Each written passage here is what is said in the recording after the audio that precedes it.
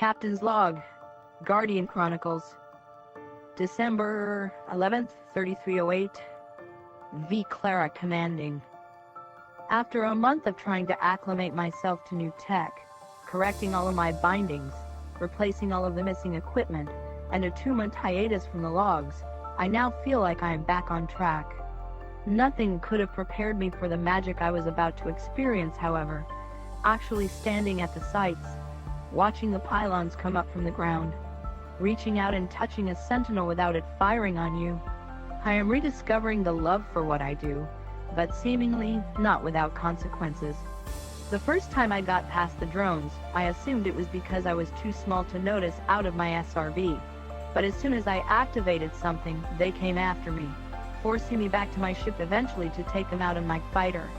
The sentinels here are more focused and more aggressive, and they adapt to your movements unlike before. One thing I did notice is that the light patterns given off by the sentinels are much harder to see on PC, but they are there. The sentinels have a light pattern that they show in sequence. There are 5 different steps in this sequence that highlight different parts of the navigational information on the sentinel's body. This pattern combination has never changed, and the lights seem to connect very specific symbols to a stepped process.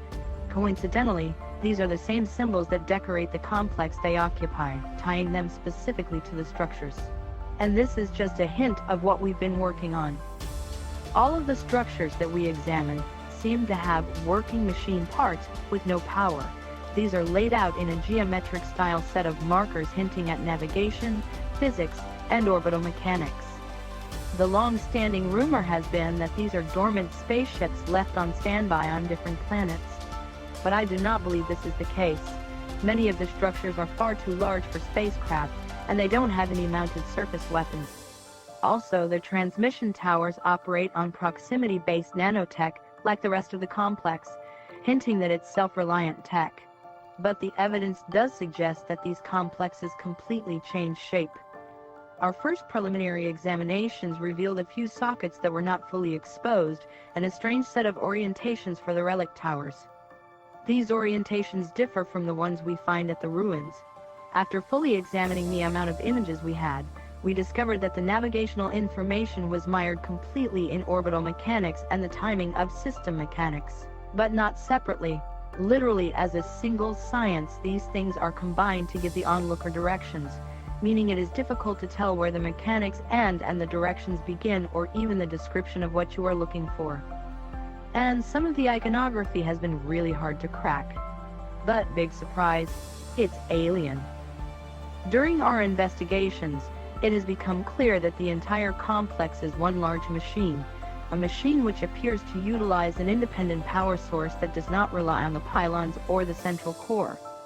Either that, or we have failed as a player base to flip the correct switch for the rest of the complex to activate.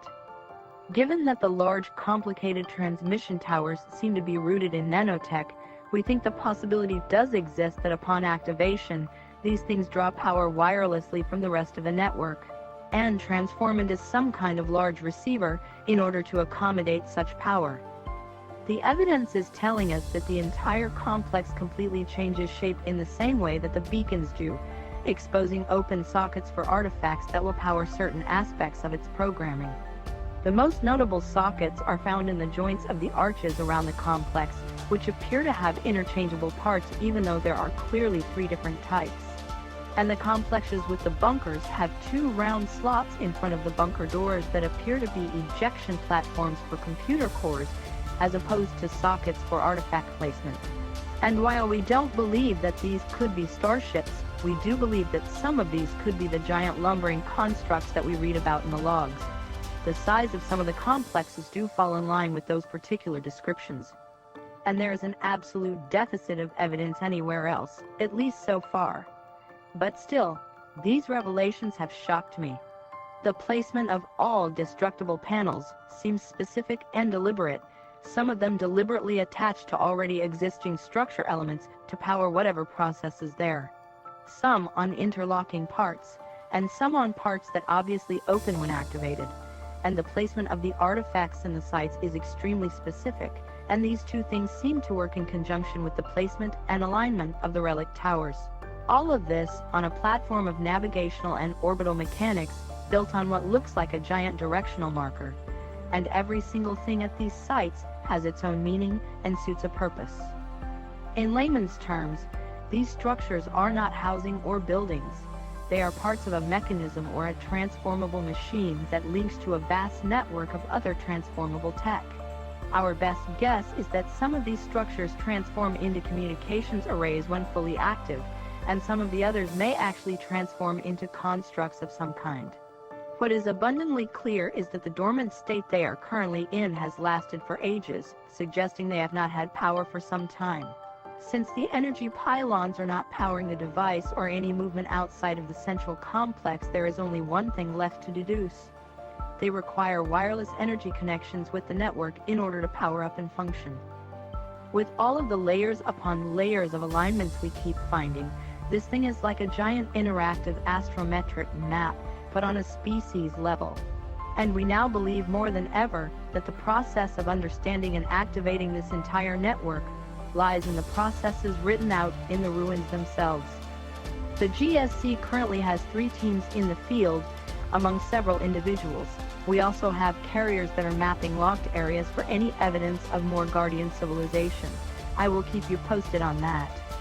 I also wanted to let you know that we finally got all of our images back from the ruins, and I will be poring over them for the next few weeks. I will let you know if I finally crack the pattern there. And as with all things, I will keep you posted on any progress we make. This is Commander V. Clara, signing off. Kapla.